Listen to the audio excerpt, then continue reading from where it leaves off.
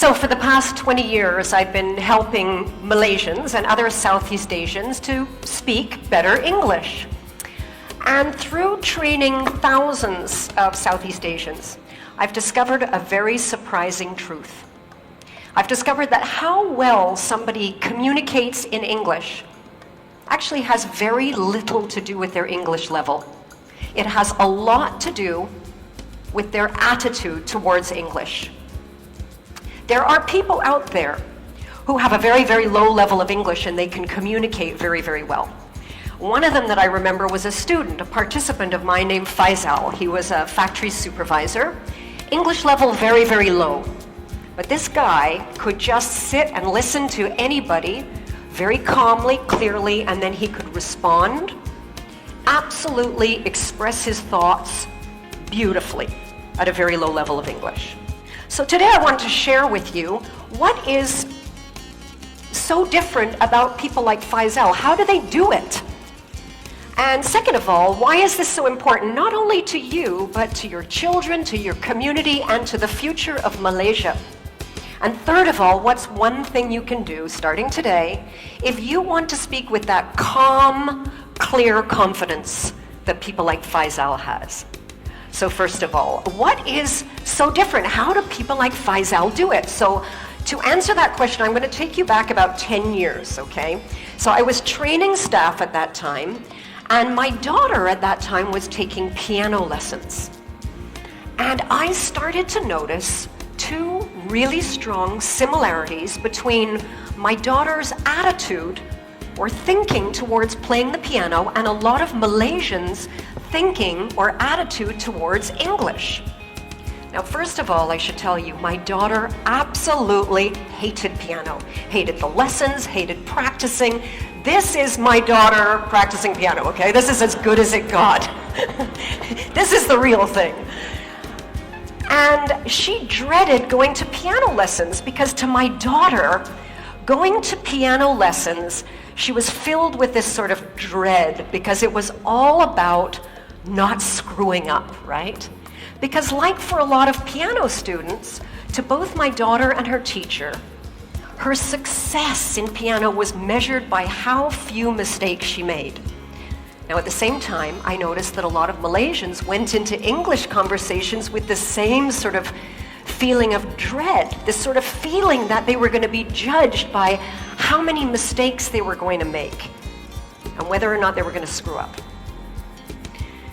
Now, the second similarity that I noticed was to do with self-image. You see, my daughter, she knew what good piano sounded like, right? Because we've all heard good piano. And she knew what her level was. And she knew how long she'd have to play for to play like that.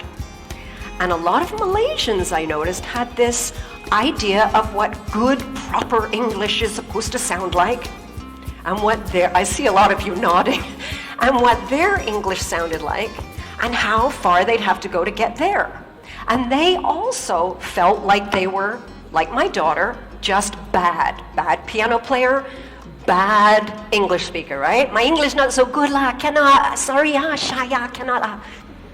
So I could see these similarities, but I still couldn't figure out, okay, what is it about these people like Faisal that are so different that can just do it smoothly, calmly, with confidence? And one day I discovered that answer, and I discovered it quite by chance. It was a day when my computer broke down and I had to go to a cyber cafe. Now, okay, it was my first time, and I discovered cyber cafes are disgusting places, okay? They're really gross, they're smelly, and they're filled with boys, and they're all playing noisy, violent games. They're just disgusting places. But I had to go there, so I sit down, and I start noticing this guy beside me, and I become very, very interested in this guy next to me. Now, this guy is playing this game that is basically, it's like shooting people until they die, and that's it, right? That's the game, right? And I'm noticing that this guy is not very good. He's like, in fact, terrible, right? Because I'm looking and I'm seeing like a lot of shooting and not much dying, right? But what really interested me was behind this lousy player were three of his friends sort of standing there watching him play. And what I really noticed was, even though this guy was terrible, even though his friends were watching him, there was no embarrassment. There was no feeling of being judged. There was no shyness. In fact, quite the opposite. This guy's like totally focused on the bad guy, smile on his face. All he can think about is killing these guys, right? And I'm watching him and I suddenly realized, this is it. This is the same attitude that people like Faisal have when they speak English. Just like this guy, when Faisal goes into an English conversation, he doesn't feel judged. He's entirely focused on the person that he's speaking to and the result he wants to get. He's got no self-awareness, no thoughts about his own mistakes. Now, I want to share with you a real, true example to paint a picture of somebody who speaks English like they're playing piano and someone who speaks English like they're playing a computer game. And this is a true story. Happened to me. A while ago, I was in a pharmacy. I had to buy Omega. My doctor said I should get Omega. And I go to the shelf, there's tons of Omega. There's Omega that's high in DHA, Omega that's high in EPA, and I don't know which one to buy. Now the sales rep happened to be there, and I saw she was like this well-dressed professional woman. I walk over to her and I see this look as she sees me, this sort of, it's a look I recognize very well. Her eyes go all wide. It's sort of that panic, oh my God, I gotta speak to a native speaker and she's gonna judge me and notice my mistakes. I go up to her and I explain my situation, which Omega do I get? And she starts explaining to me everything about DHA and EPA you could possibly imagine. She speaks very quickly, goes all around in circles, and when she finishes, no idea what to buy. Right? So I turn to the girl behind the counter. Now the girl behind the counter, I heard her before, her English level is very low. But when I walk over to her, this girl, there's no fear. In fact, she's just looking at me. You know that look? Like, yeah, okay, so how? Right.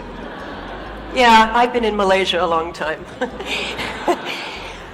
So I go up to her and I explain the problem, EPA, DHA. She looks at me, she says, okay, EPA for heart, DHA for brain. Your heart okay or not? So I said, yeah, I said my heart is really, I think it's pretty good. She says,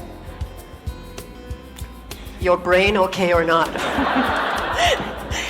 I said, yeah, no, no, my brain is not as good as it used to be. She looked, she said, okay lah, you take Omega DHA, can? Problem solved, right? So we've got two different kinds of communicators. We've got the one who's got a high level, but totally focused on herself and getting it right, and therefore very ineffective. We've got another one, low level, totally focused on the person she's talking to and getting a result, effective. And therein lies the difference. Now, why is this distinction so important, not just to you, to your children, but to the future of Malaysia and countries like Malaysia? And to answer that, let's take a look at who actually is speaking English in the world today, okay? So if we looked at all of the English conversations in the whole world taking place right now on planet Earth, we would see that for every native speaker, like me, there are 5 non-native speakers. And if we listen to every conversation in English on planet Earth right now, we would notice that 96% of those conversations involved non-native English speakers. Only 4% of those conversations are native speaker to native speaker. This is not my language anymore. This language belongs to you. It's not an art to be mastered. It's just a tool to use to get a result. And I want to give you a real life example of what English is today in the world, real English today. This is another true story. I was at a barbecue a little while ago. This was a barbecue for engineers from all over the world, and they were making hot dogs. Now, some of the hot dogs were regular hot dogs, and some were these cheese hot dogs, you know, with the cheese in the middle. French engineer is cooking the hot dogs, and he turns to this Korean engineer and he says, would you like a hot dog? And the Korean guy says, yes, please. He says, do you want the cheese? And the Korean guy looks around at the table. He says, I no see cheese. French guy says, the hot dog contains the cheese. Korean guy doesn't understand him, right? So the French engineer tries again. The hot dog is making from with the cheese. Korean guy still doesn't understand. He tries again. He says, the hot dog is coming from. No, the cheese is coming from the hot dog. Korean guy cannot understand. Now this Japanese engineer who's been listening to this conversation turns to the Korean engineer and he says, cheese integrator. He understands. Okay? Everybody understands. So this is what English is today. It's just a tool to play around with to get a result, like a computer game. Now the challenge is that we know in schools all around the world, right? English is not really being taught like it's a tool to play with. It's still being taught like it's an art to master. And students are judged more on correctness than on clarity. Some of you might remember the old comprehension exam in school. Does anybody remember in school when you would get a question about a text that you read? You'd have to read through some text, right? And then answer a question to show that you understood the text. And this may have happened to you, that you showed that you understood the text, but you got a big X because you made a little grammar mistake. Like this student. Now this student clearly understood paragraph 4, but no, not correct, because he left the letter N off the word environment. But in the real world, what would matter? In the real world, what would matter is, did you understand the email or did you understand your customer so that you can go ahead and take action? Now the problem that I see here over and over is that people take the attitude they developed about English in school and they bring it into their adult life and into their work. And if you're in a stressful situation and you're having a conversation and you're trying to give a result to someone and say it correctly, your brain multitasks. It cannot do two things at once. And what I see is the brain just shutting down. And you may recognize these 3 symptoms of the brain shutting down. The first one is that your listening goes. Someone's talking to you and you're so busy thinking about how you're going to respond and express yourself correctly, you don't actually hear what the other person said. And I can see a lot of nodding in the audience. The second thing to go is your speaking. Your mind sort of shuts down and that vocabulary you do know just disappears and the words don't come out. The third thing to go is your confidence. And the worst thing about this is you may only be confident because you cannot express yourself clearly, but to the person talking to you, they may misunderstand this as a lack of confidence in your ability to do the job, to perform. So if you want to speak English like Faisal with that great confidence, here's the one thing that you can do. When you speak, don't focus on yourself. Focus on the other person and the result you want to achieve. Imagine a next generation of Malaysians all with that wonderful confidence in communication that Faisal has at any level of English. Because let's remember that English today, it's not an art to be mastered. It's just a tool to use to get a result. And that tool belongs to you.